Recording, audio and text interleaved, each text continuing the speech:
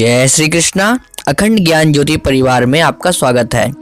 आज हम आपको बताएंगे ऐसी वक्षस्थल वाली स्त्रियां जो होती हैं अत्यंत भाग्यशाली और प्राप्त करती हैं सभी सुख।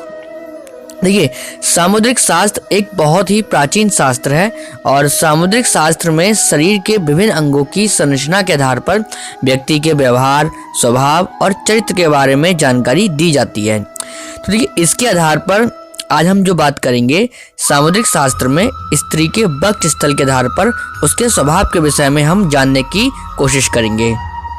लेकिन देखिए, हम किसी भी निष्कर्ष पे पहुंचे इससे पहले हमें जिसके विषय में भी हम जानकारी दे रहे हैं या जिसके विषय में भी हम निष्कर्ष पे पहुंच रहे हैं, उससे पहले हमें उनके सभी लक्षणों का अध्ययन अच्छी प्रकार से भली भांति से कर लेना चाहिए।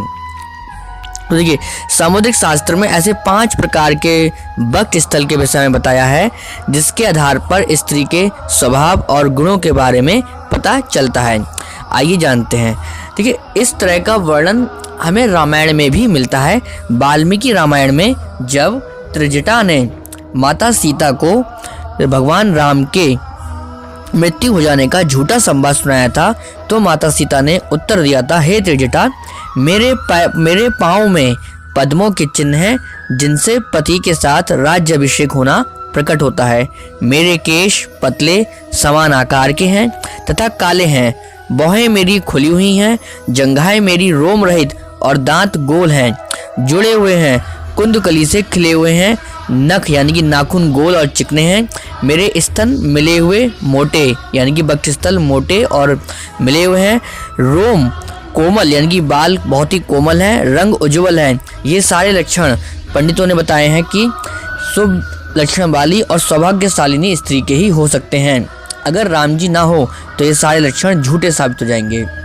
तो देखिए, इस बात से, इस कथन से आप पता कर सकते हैं कि सामुद्रिक शास्त्र कितनी प्राचीन विद्या है और इसका कितना अधिक महत्व भी है। तो सबसे पहले हम बात करते हैं सामुद्रिक शास्त्र के अनुसार जिन स्त्रियों का वक्षस्थल यानी कि छाती चौड़ी होती है, वे स्त्रियां अत्यंत ही साहसी होती हैं। साथ ही ऐसे वक्षस्थल वाली स्त्रियां क्रोधी और अहंकारी स्वभाव की भी होती हैं।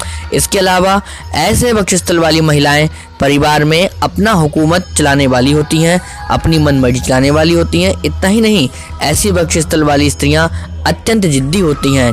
ये जिस काम को भी अपने हाथ में लेती हैं फिर उसको पूरा करके ही दम लेती हैं। इसके अलावा दूसरा लक्षण ये है कि जिस स्त्री का वक्षस्थल लाल रंग का या फिर बिल्कुल काले रंग का हो, ऐसी स्त्रियां सुंदर, ओजस्वी और अधिक पुत्रों को जन्म देने वाली होती हैं।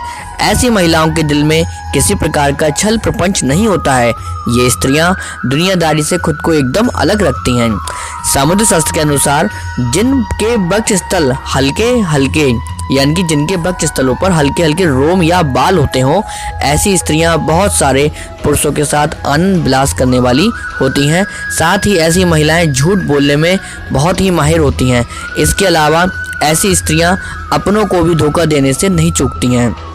देखिए, पहले पुराने यानी कि प्राचीन काल में जब विष कन्याओं का चलन था, जो कि आज भी है लेकिन उसका स्वरूप बदल गया है, ऐसी स्त्रियां इस प्रकार के लक्षणों से युक्त आपको मिल जाएंगी। इसके अलावा ऐसी स्त्रियां जो बहुत ज़्यादा किसी को धोखा देती हों, उनके साथ भी लक्षण आपको अक्सर देखने को मिल सकते हैं। जिन स्त्रियों के वक्षस्थल नीचे लटके हुए होते हैं, वैसी स्त्रियां जिस परिवार में जाती हैं वहां दरिद्रता आने की संभावना रहती है। साथ ही ऐसे वक्षस्थल वाली स्त्रियां अपने पति से सदैव झगड़ा करने वाली होती हैं। सामुद्रिक शास्त्र के अनुसार पुष्ट और ऊंची वक्षस्थल वाली स्त्रियां जीवन के सारे सुखों का भोग करती हैं। पूर्ण रूप से उभार लिए वक्षस्थल वाली स्त्रियां अनेक प्रकार के सुखों का आनंद लेती हैं। साथ ही जिन महिलाओं के वक्षस्थल ऊंचे होते हैं, ऐसी स्त्रियां धन धान्य और ऐश्वर्य से परिपूर्ण होती हैं। तो देखिए, ये थे कुछ ऐसे लक्षण जो हमने आपको बताए। लेकिन फिर भी हमारा आप मानना यही है कि यदि आप किसी भी स्त्री या पुरुष के विषय में किसी भी निष्कर्ष पर पहुंचे, तो आप केवल उसके एक लक्षण को नहीं बल्कि सभी लक्षणों को देखकर ही किसी प्रकार के अपने मन में राय बनाएं। उसके बाद ही आप किसी को किसी भी स्त्री या पुरुष के विषय में कोई बात आप बताएं। जय श्री कृष्णा।